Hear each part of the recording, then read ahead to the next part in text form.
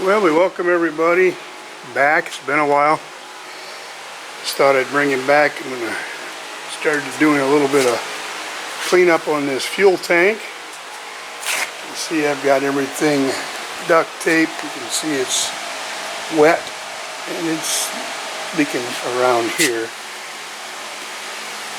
I started the sealing process, and there's quite a few pinholes up through the top here and stuff, but anyway, I'll show you the stuff that I'm using.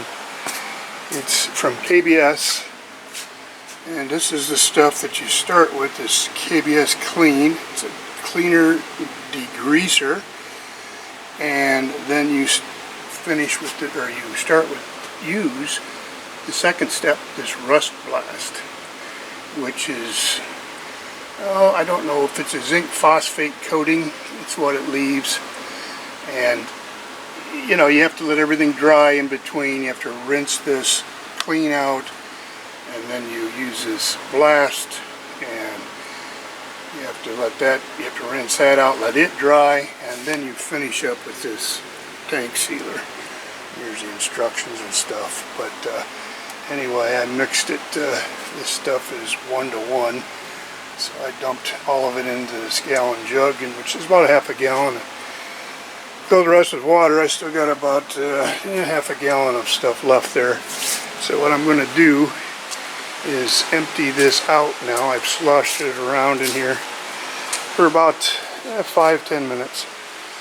And we'll just dump it out, and I'll put in the rest of that cleaner, and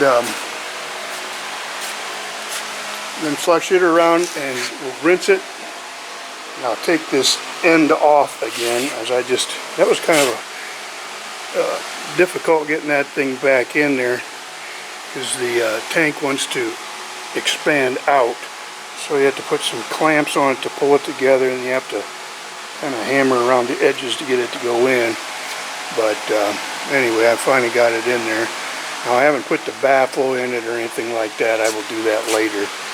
But as of right now, all I want to do is get the inside of this tank clean, so that we can hit it with the tank sealant. And you can see how pitted it is up here, and the bottom of each one of those pits is a lot of little holes. Right here, right here.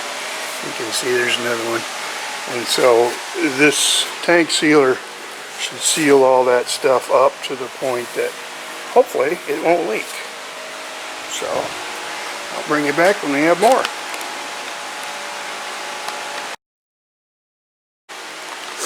Well, I've cleaned it twice, rinsed it all out, and then I took the duct tape off of the hole for the sending unit, and I looked down in it, and yeah, you can kind of see there's still crud in it. And I went through this with a wire wheel and cleaned that out. So it's old stuff. So I had some more of that, and so I mixed up a little bit, and I put it in it, and I'm just going to let it sit.